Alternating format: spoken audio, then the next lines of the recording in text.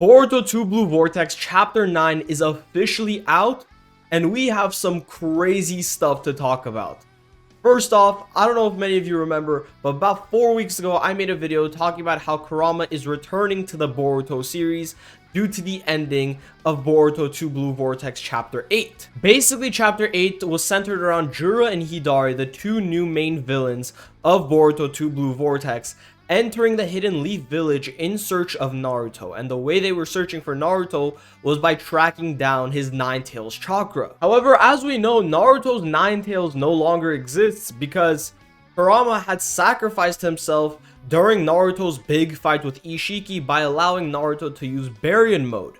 So that left fans wondering, what Nine Tails chakra are they possibly tracking down right now? And that's when the chapter ended with Juro and Hidari finding the origin of the tailed beast chakra, and us just seeing a panel of Himawari standing in front of them. In this latest chapter, we finally got to see what was going on with that entire situation and why they were led to Himawari out of all people if they were tracking down tailed beast chakra. We also got to see a bunch of other crazy things in this latest chapter, such as Boruto and Kawaki finally facing off for the first time since this time skip, Boruto activating his Karma Seal for the first time, possible hints at Orochimaru returning, and so much more. So without further ado, let's get right into this chapter. This chapter starts off where Chapter 8 left off, and that's with Juro and Hidari confronting Team 10 along with Himawari, and it seems like both parties are confused as to why they were led to Himawari in the first place.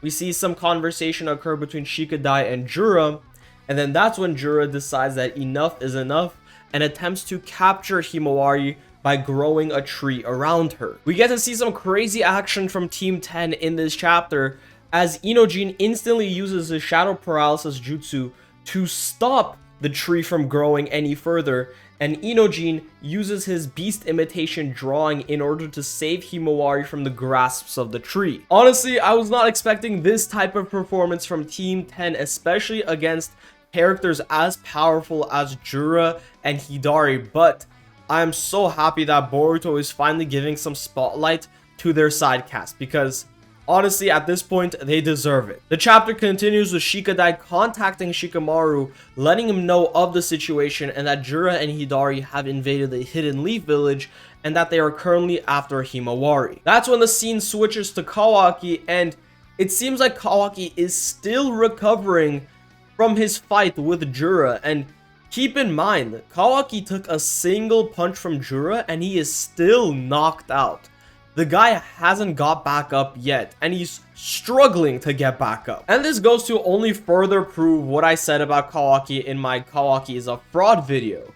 Kawaki has just been taking L after L after L in this time skip, and the fact that he still has not got back up from a single punch only cements what I said. When it comes to Boruto predictions, I simply do not miss. And that's when we switch to Boruto and Kashin Koji talking to one another, and Kashin Koji informing that Juro and Hidari are on the move. However, what's interesting about this is that the place they are hiding at is actually Orochimaru's lair, as we can tell from the designs on the walls and the snakes sticking out. And this may possibly hint at the fact that Orochimaru will at one point return in the series, because Kashin Koji and Boruto are hiding in Orochimaru's lair.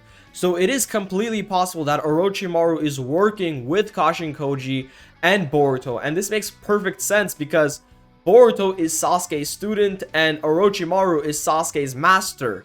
So it makes sense for Orochimaru to train Sasuke's student as well. From what we can see, Boruto and Kashin Koji are constantly monitoring the Hidden Leaf Village with their toads, and Boruto starts getting ready to head over to the Hidden Leaf Village and once again uses his flying Raijin technique in order to teleport himself there. We once again see Squad 10 facing off against Juro, determined to not let Juro get anywhere near Himawari. We switch over to Kawaki once again, who is still recovering from his fight with Juro, the fight that lasted for 2 pages.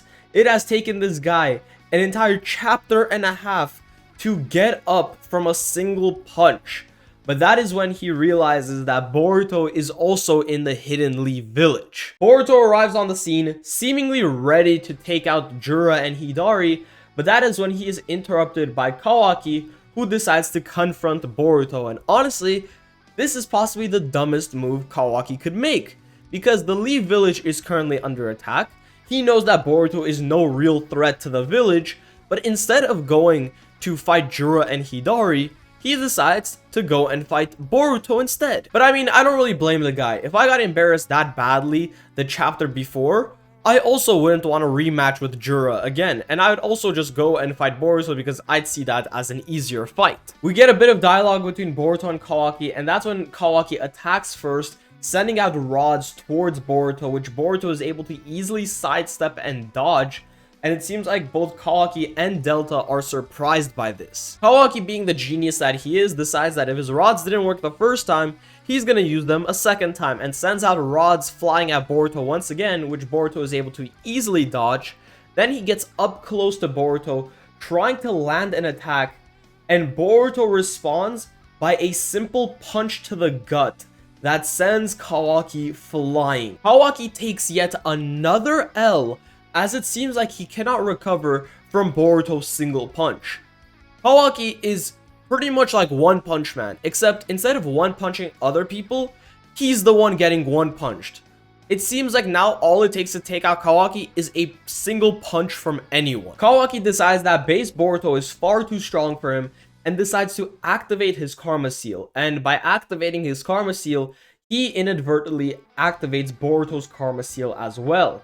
And here is where it gets interesting, because for the first time ever in this time skip, we see Boruto start sweating and start panicking over the activation of his Karma Seal. Boruto instantly retreats as soon as this happens, and the interesting part about this is that we've never seen Boruto react to a version 1 Karma Seal like this before.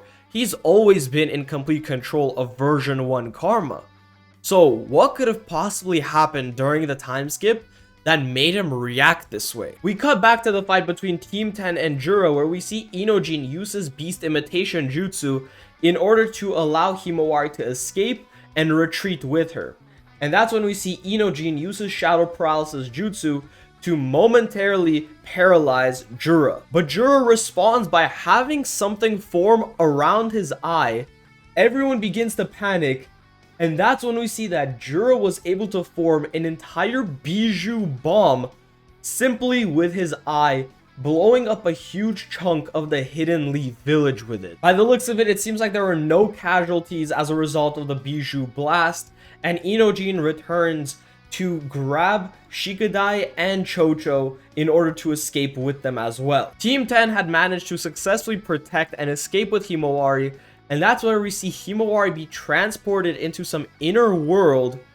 Something forms behind her. She turns around, and it's a baby Kurama looking right at her. And that's where the chapter ends. And honestly, this chapter was filled with a lot of stuff. But I know you guys want to talk about what's going on with Himawari and Kurama, so let me give my personal opinion. So a lot of people seem to think that this is the original Kurama back, that this is Naruto's Kurama that Himawari has within her.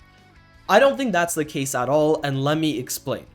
So we all know about Tailed Beast reincarnation, how a Tailed Beast can't actually die. However, with Baryon mode, it was explained that it burns up Kurama's chakra. So technically, Kurama's chakra, or original chakra at least, is completely gone, erased from the world. So by the looks of it, Naruto's Kurama is definitely gone. This Kurama, however, seems to be just a reincarnation of Kurama, a completely new Kurama, supposedly with no memories. Of course, nothing is confirmed yet, but I think that would make the most logical sense, because first off, if they were to bring back the original Kurama, that would make Kurama's whole sacrifice meaningless. The whole point of Baryon mode was the fact that it takes such a heavy sacrifice in order to use. So if that sacrifice isn't there, that would just lessen the impact of the whole Naruto versus Ishiki fight. Also, we know that the original Kurama burned up all his chakra using Variant Mode, so if he were to return, it would make no sense in that regard either, which is again why I think this is a completely new Kurama that we've never seen before. Now, I'll definitely make separate videos talking about the different aspects of this chapter, such as Boruto's fear about his karma, and as well as this whole situation with Himawari and Kurama, how she could have received Kurama, what type of Kurama is this, what version of Kurama is this, all that sort. But for now, I'm just gonna let the Boruto manga keep cooking, because a lot of people are hopping on a hate train against it, but I think Kishimoto is cooking up something with this. Anyways, with all that being said, I hope you guys enjoyed the video, and make sure to like and subscribe, and let me know what other videos you guys want to see in the future. I hope you all have a great rest of your day, and I'll see you guys on the next one.